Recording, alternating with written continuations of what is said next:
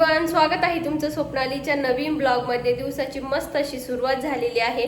तुमच्या पण दिवसाची मस्त सुरुवात झालेली असेल। आणि सर्वात पहिल्या सगळ्यांना शुभ गुरुवार, श्री स्वामी समर्थ। आज आहे माझा गुरुवार आणि काल तुम्ही ब्लॉगमध्ये बघितलं असेल, मुंबईला गेलो होतो। तो ब्लॉग बघितला नसेल तर नक्की आपल्या चॅनलला अपलोड झालाय मोठा ब्लॉग, तर नक्की जाऊन तो ब्लॉग बघा। आणि तर आता थोडं लेटच उठले होते, आज ऑफिसला पण गेले नाही। गुरुवार होता माझा, एक दिवस ऑफिस राहिले बाकी, पण आता उद्या शुक्रवारी जाणार आहे मी। आज ऑफिसला पण गेले नाही। आणि तर आज म्हणजे सकाळी उठायला लेट झालं, त्याच्यामुळे सगळ्या गोष्टी लेटच। आणि बघते तर म्हणजे आता मला साबुदाणा वडे बनवायचे होते। साबुदाणा पण मी सकाळीच भिजत टाकला, लक्षातच नव्हतं, त्याच्यामुळे मी तो सकाळी भिजत टाकला। आता बटाटे ठेवले उकडायला, मस्त आंघोळ वगैरे झाली। आता पूजा मांडून घेते आणि पूजेला फुलं काल म्हणजे आता काहीच पूजेचं सामान वगैरे, फुलं पानं काहीच आणलं नाही। आता ऑर्डर करते, बाकीचं पण सामान वगैरे थोडं ऑर्डर करायचं आहे, ते ऑर्डर करते। तोपर्यंत बाकी मग पूजा वगैरे आवरून घेते आणि फुलं आल्यानंतर मग फुलं ठेवेल। बाकी तर मग पूजा पटकन आता आवरून घेते। आणि ते ब्लिंकिट केलंय मी थोड्या वेळात, ते 10-15 मिनिटमध्ये येऊन जाईल। तर तोपर्यंत पूजा करते आणि मग साबुदाणा वडे बनवूया। तर चला मग पहिले एकदा पूजा करून घेते, कारण खूप वेळ झालाय मला पूजा मांडायला। खाली जाण्याचा तर खूप कंटाळा आला होता आणि तसं थोडंफार सामान पण संपलं होतं। मग म्हटलं आपण फ्लिपकार्टवरतून म्हणजे फ्लिपकार्ट मिनिट्सवरतून ऑर्डर करूया। ते सामान ऑर्डर केलं, पण त्यांना म्हणजे वेगळाच ॲड्रेस, आणि त्यांना मी मराठी बोलले, हिंदी बोलले, इंग्लिश बोलले, पण त्यांना ती लँग्वेज काहीच कळत नव्हती।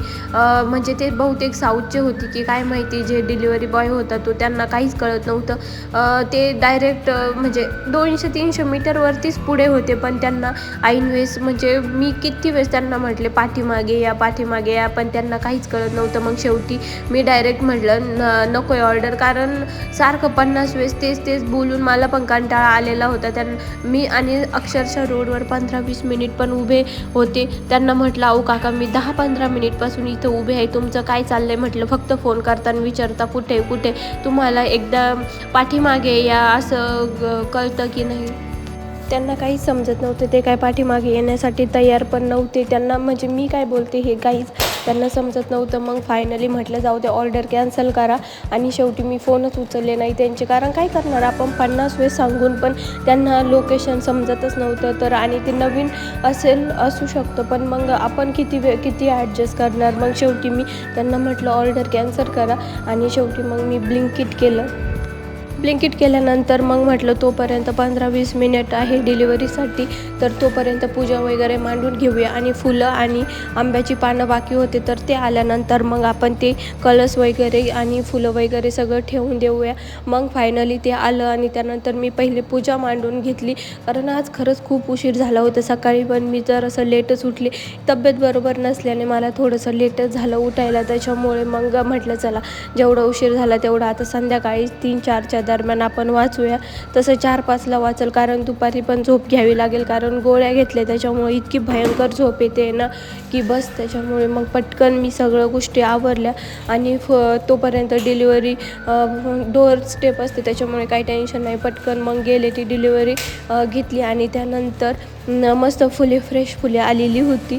झेंडूची फुले मी ऑर्डर केलेली होती येल्लो कलरमध्ये, मग मस्त फुले आली त्यानंतर। आणि हे असं ऑनलाईन पण कधी एकदम स्वस्त पडून जातं ना, आपला वेळ पण वाचतो। आणि म्हणजे जास्त मोस्ट ऑफ मी ऑर्डर करतच नाही, आता गरज पडली म्हणून तसं बाहेर जाऊनच आणत राहते। पूजेच्या आदल्या दिवशीच मी सगळं सामान आणत राहते, पण आज गरज पडली त्याच्यामुळे मी ऑनलाईन ऑर्डर केलं आणि टाईम पण वाचतो। ह्या ऑर्डर हे चांगलं आहे ऑनलाईन, कधी आपलं इमर्जन्सी आली किंवा काही गोष्ट लक्षात नाही राहिली तर ती लगेच पाहिजे, तर 15-20 मिनिटमध्ये आपल्याला डायरेक्ट ऑर्डर येऊन जाते।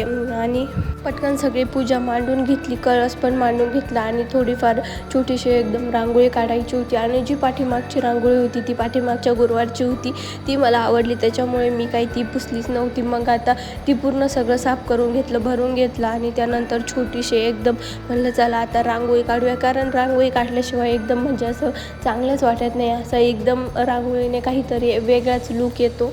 आज माझा 8वा गुरुवार आहे. कधी बोलता बोलता इतके फास्ट गुरुवार येताना, म्हणजे हा गुरुवार संपला की लगेच पुढचा गुरुवार, लगेच 1-2 दिवसात असं वाटतं की लगेच 1-2 दिवसातच पुढचा गुरुवार आला. इतके फास्ट गुरुवार गेले ना, कधी 7-8 गुरुवार झाले हे तर मला समजलंच नाही. असेच बोलता बोलता माझे 21 गुरुवार पण पूर्ण होऊन जातील आणि शेवटच्या गुरुवारी उद्यापन करायचं आहे मला. तर ते पण मी घरीच करणार आहे, इथं पुण्यात नाही करणार, कारण घरी कसं आपले सगळे असतात, त्याच्यामुळे ते उद्यापन मी घरीच करणार आहे. आणि बघूया आता जसं ॲडजस्ट होईल, कारण माझे आता 8 गुरुवार झाले, म्हणजे मार्च एप्रिलच्या शेवटच माझे एप्रिलमध्येच 21 गुरुवार पूर्ण होतील. तर मग तेव्हाच मी उद्यापन करणार आहे.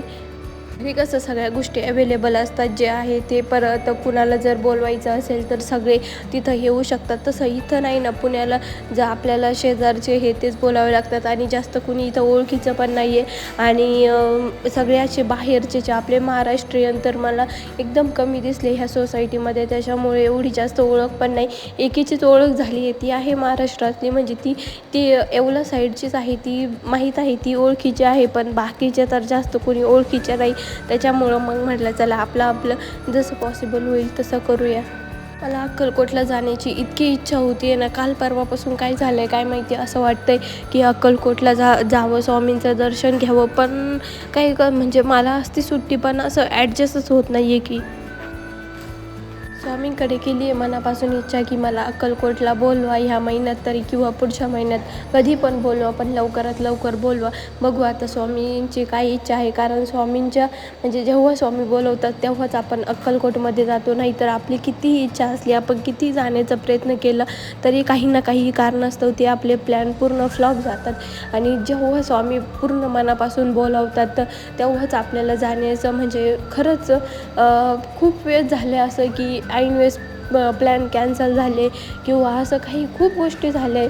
कारण जेव्हा स्वामींची मनापासून इच्छा असते की आपण तिथं त्यांच्या दर्शनासाठी जावं, तेव्हाच ती आपली पण इच्छा पूर्ण होते आणि स्वामी ती इच्छा पण पूर्ण करतात. बघू आता स्वामींची जेव्हा इच्छा असेल तेव्हा ते मला बोलवतीलच. पण हे गुरुवार पूर्ण होण्याच्या आत मी एकदा तरी म्हणजे जाणार आहे अक्कलकोटला. आणि जेव्हा माझा 20-21वा गुरुवार असेल तेव्हा पण एकदा दर्शनासाठी जाणार आहे. आणि त्यानंतर बघू, गुरुचरित्र माझं वाचायचं चालू आहे. म्हणजे मी ह्या पहिले कधी वाचलेलं नाही, त्याच्यामुळे मला आता ते जे भाऊ आहे ते केंद्रातले, त्यांना विचारायचं आहे की ते कसं वाचायचं काय. अजून त्याला वेळ आहे, म्हणजे 18-19 जेव्हा माझी गुरुवार होती त्याच्यानंतर मग ते सलग मी 7 दिवस वाचणार आहे. जशा गोष्टी पॉसिबल होतील ना तसं मी 21 गुरुवारच्या मध्ये सगळ्या गोष्टी करणार आहे. अक्कलकोटला जाणं, गुरुचरित्र वाचणं, परत बाकीचं पण उद्यापन वगैरे सगळ्या गोष्टी करणार आहे. फक्त मला स्वामींनी अक्कलकोटला बोलवलं पाहिजे, मला एवढंच म्हणणं आहे माझं. तर बघूया आता स्वामी बोलवतं की नाही. मस्त इथं छोटीशी रांगोळी काढून घेतली.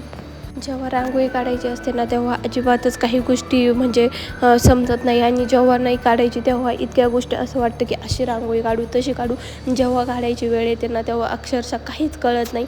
तरी पण मी इथं छोटीशी आपली जशी जमेल तशी मस्त रांगोळी काढून घेतली. आणि खरंच म्हणजे रांगोळी काढल्यानंतर एकदम असं भारी वाटलं.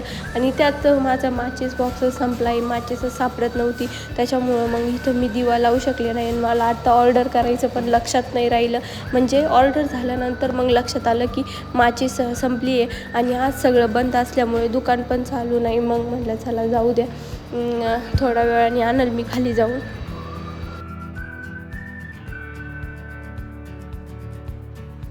देवपूजा झाली आणि आपले फुलं पण वगैरे सगळं आलेलं आहे. मी फ्रोझन फ्राईज केले होते, आता ते मला ट्राय करून बघायचे कसे. मस्त आपले फ्रोझन फ्राईज आलेले, आता ते बघते करून. आणि दूध पण केलं होतं ऑर्डर, कारण घसा खूप दुखतोय त्याच्यामुळे मला चहा बनवायचा होता. मग दूध पण ऑर्डर केलं आहे, आता ते पण बघू. आता पहिल्यांदा हे फ्राय करून बघते. मला तर फ्राईज इतके आवडतात ना, म्हणून म्हटलं चला आता बाकीचं चिप्स वगैरे हे ते खाण्यापेक्षा आणखी थोडंफार हेच ट्राय करून बघूया. तर चलो काहीच तळून झाल्यानंतर तुम्हाला दाखवते आता कसं. हे फ्रोझन फ्राईज मी तर फर्स्ट टाईमच म्हणजे ऑर्डर केलेले होते, या पहिले कधी केलेले नव्हते. म्हटलं बघूया ट्राय करून कसे होतात. आणि फर्स्ट टाईमच ट्राय केले, कारण उपवासाचं मला दुसरं काही खायचं पण नव्हतं. आणि साबुदाणा वडे मी बनवणार होते, पण काल रात्री मला साबुदाणा भिजत टाकण्याचंच लक्षात नव्हतं, त्याच्यामुळे मी आज सकाळी साबुदाणा भिजत टाकला. तो पण भिजायला थोडा वेळ लागेल आणि जास्त असं हेवी काही खाण्याची इच्छा नव्हती. मग हे फ्रोझन फ्राईज दिसले, म्हटलं चला ट्राय करून बघूया कसे होतात कसे नाही. आणि म्हणजे चांगले होते. अमूलचा मी पॅक तो अर्धा किलोचा मी 70 रुपयाला ऑर्डर केला होता. थोडा महागच लागला, पण ठीक आहे, जर आपण जास्त क्वांटिटीमध्ये घेत असेल तर तो स्वस्त बसतो. आणि हा मला 70 रुपयाला बसला.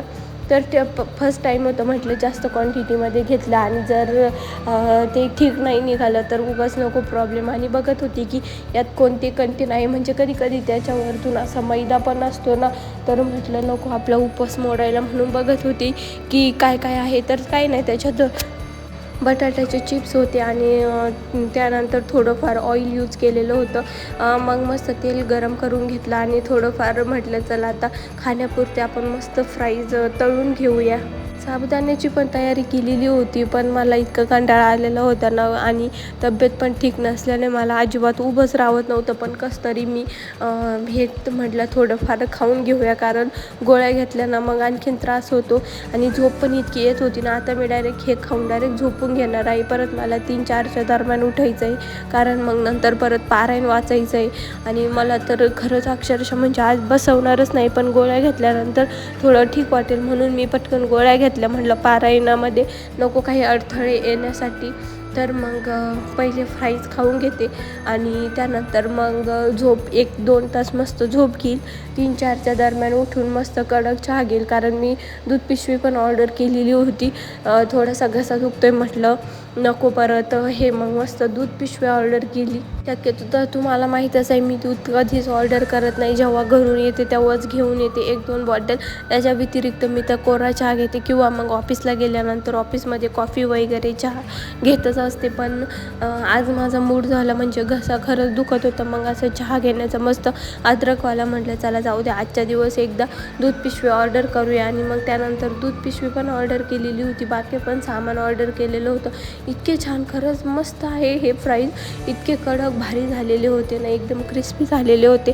आणि जर आपण बाहेर गेलो तर आपल्याला थोडेफार असे 90 रुपयाला भेटतात, म्हणजे एवढी छोटीशी प्लेट 90 रुपयाला भेटते. त्यापेक्षा आपण हे ऑर्डर करू. यात 90च्या 3-4 प्लेट तर सहज होतील, एवढे ते फ्राईज होतात तळून.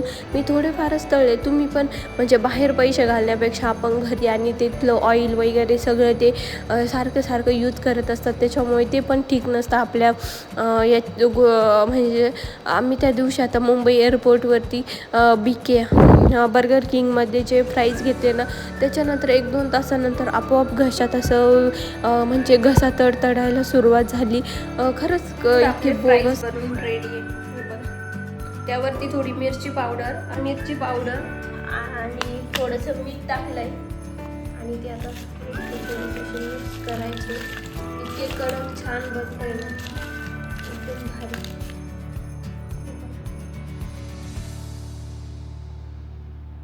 आज दिवसभर तर उपवासच घडला आणि संध्याकाळी पण मी जेवणात साबुदाणा वडे बनवायला घेतले. मस्त साबुदाणा वडे, परत थोडेफार फ्राईज तळले होते. आणि म्हटलं आता नैवेद्यासाठी आपण शेवयाची खीर बनवूया. दूध पण होतं ठेवलेलं, मग मस्त सकाळी थोडा चहा बनवला होता आणि दूध पण तसंच होतं. मग मस्त शेवयाची खीर बनवली, नैवेद्य दाखवला आणि त्यानंतर 2-3 साबुदाणा वडे आणि खीर मस्त खाल्ली.